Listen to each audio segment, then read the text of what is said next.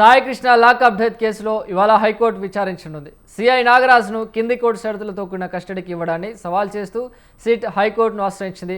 Audio video recording చేయాలని, రాజమండ్రి జైల్లో విచారణ జరపాలని కింది కోర్టు ఇచ్చిన ఆదేశాలపై సిట్ అభ్యంతరాలు వ్యక్తం చేసింది. హైకోర్టు ఇవాళ ఇచ్చే ఉత్తర్వులతో నాగరాజు కస్టడీపై ఇప్పటికే స్పష్టత రానుంది.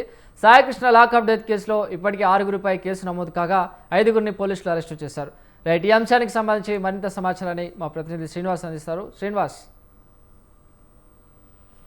సంగీ చిరంజీవి సిఐ నాగరాజు కస్టడీ విచారణకు సంబంధించి హైకోర్టులో ఈరోజు కీలక తీర్పు రాబోతున్న నేపథ్యం కనిపిస్తూ ఉంది. అయితే ఆడియో వీడియో రికార్డింగ్ సంబంధించి ఏదైతే దిగువ కోర్టు ఇచ్చినటువంటి ఆదేశాలు ఏవైతే ఉన్నాయో దాన్ని సవాల్ చేస్తూ ఇటు హైకోర్టును ఆశ్రయించడం జరిగింది. అయితే హైకోర్టు దీని మీద ఈరోజు దాని మీద క్లారిటీ ఇవ్వబోతున్న నేపథ్యం కనిపిస్తుంది. అయితే సిఐ నాగరాజు కస్టడీ తీసుకున్న తర్వాత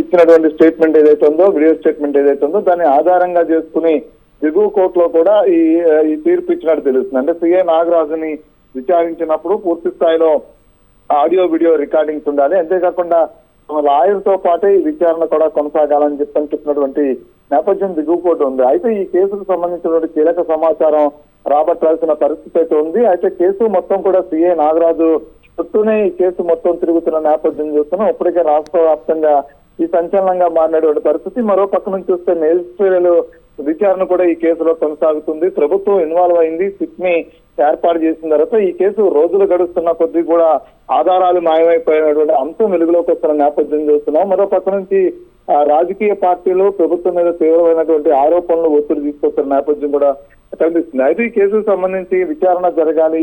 విచారణ సిఐ నాగరాజుని కస్టడీలు విచారణలో కూడా కొంచెం అంటే ప్రశ్నలో కూడా గట్టిగా ప్రశ్నించి శిక్షాధికారులు అంటే సిఐ నాగరాజు నుంచి నిజం రాబట్టాల్సినటువంటి నేపథ్యం ఈ కేసులో ఒకవేళ దాగు ఉన్నటువంటి అంశం అయితే ఆ కోణంలో కూడా చూడాలి. అయితే సిఐ నాగరాజుని విచారించిన క్రమంలో ఆడియో వీడియోలు రికార్డు చేస్తే కనుక పూర్తి స్థాయిలో జనరల్ విచారణ మాత్రమే చేయగలిగినటువంటి పరిస్థితి శిక్ష అధికారులకు ఉంటుంది. అయితే ఆ జనరల్ విచారణలో సిఐ నాగరాజు గతంలో కూడా శిక్ష అధికారులు తన కస్టడీకి తీసుకుని రిమాండ్ చేయకముందు చేసినటువంటి విచారణలో కూడా అప్పుడు కూడా నోరు నడిపినటువంటి పరిస్థితి కనిపిస్తుంది. మరో పక్కన చూస్తే కానిస్టేబుల్ అరెస్టు తర్వాత కూడా వాళ్ళు ఇంతవరకు పూర్తి స్థాయిలో నేపథ్యం కూడా లేదు. అయితే ఈ కేసు పొలికి రావాలన్నా, అదేవిధంగా ఈ కేసులో ఉన్నటువంటి చిక్కుముళ్ళు విడిపోవాలి అన్న పూర్తి స్థాయిలో సిఐ నాగరాజుని విచారణ అంతా కూడా సిట్ అధికారులకి అనుకూలమైనటువంటి పరిస్థితుల్లోనే విచారణ జరగాల్సిన నేపథ్యం కూడా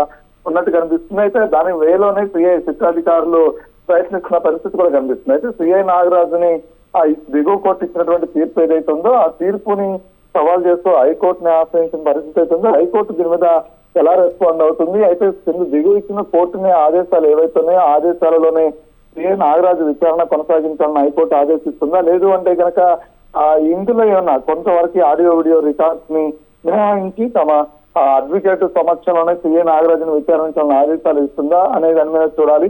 లేదు అంటే కనుక రాజమండ్రి జైల్లోనే ఉంచి సిఐ నాగరాజుని ఆడియో వీడియో రికార్డింగ్స్ చెయ్యాలి అనేటువంటి ఏదైతే ఆదేశాలు ఉన్నాయో అవి కాకుండా ఫిజికల్ గా కూడా సిఐ నాగరాజుని సిట్ అధికారులు తమ కస్టడీ తీసుకుని విచారించడానికి హైకోర్టు అవకాశం కల్పిస్తుంది అనేది కూడా వేచి చూడాల్సిన పరిస్థితి అయితే ఉంది. Chiranjeevi. Right, thank you Srinivas.